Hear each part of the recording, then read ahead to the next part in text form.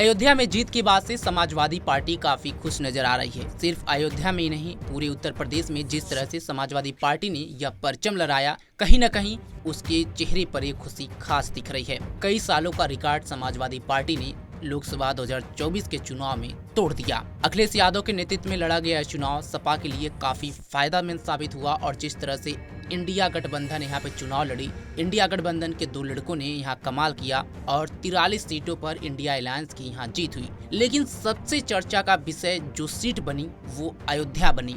अयोध्या इसलिए क्योंकि भगवान श्री राम से ये लोकसभा सीट जुड़ा है। 22 जनवरी का वो दिन तो सबको याद होगा जब भगवान श्री राम की अयोध्या में प्राण प्रतिष्ठा की गई थी। बीजेपी इसे बहुत ही धूमधाम से इसका प्रचार प्रसार किया था।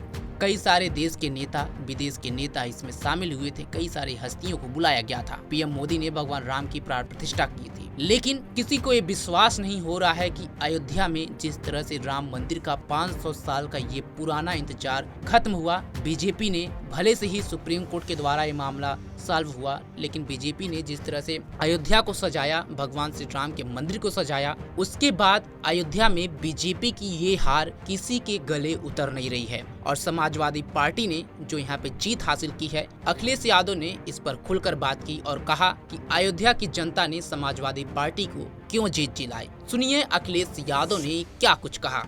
कल से लेकर अयोध्या को लेकर लगातार चर्चा हो रही है कि बीजेपी वहां से हारी है। देखिए, सच्चाई तो ये है कि भारतीय जनता पार्टी और सीटें भी हार जाती है उत्तर प्रदेश में।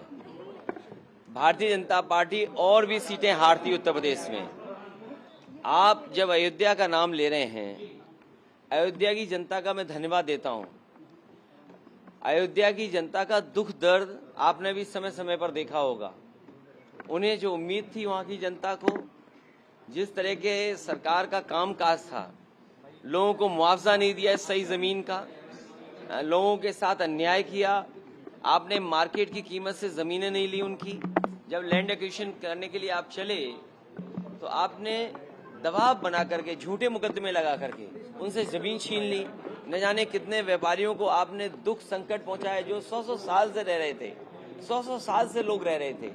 ऐसे भी परिवार हैं जो अपनी गाय भैंस के साथ, जानवरों के साथ 100-100 साल से रह रहे थे, आपने उन्हें उजाड़ दिया। आप किसी पुण्य काम के लिए आप गरीबों को उजाड़ रहे हैं। तो इसीलिए मैं समझता हूं अयोध्या और आसपास की जनता ने भारतीय जनता पार्टी के खिलाफ मतदान किया।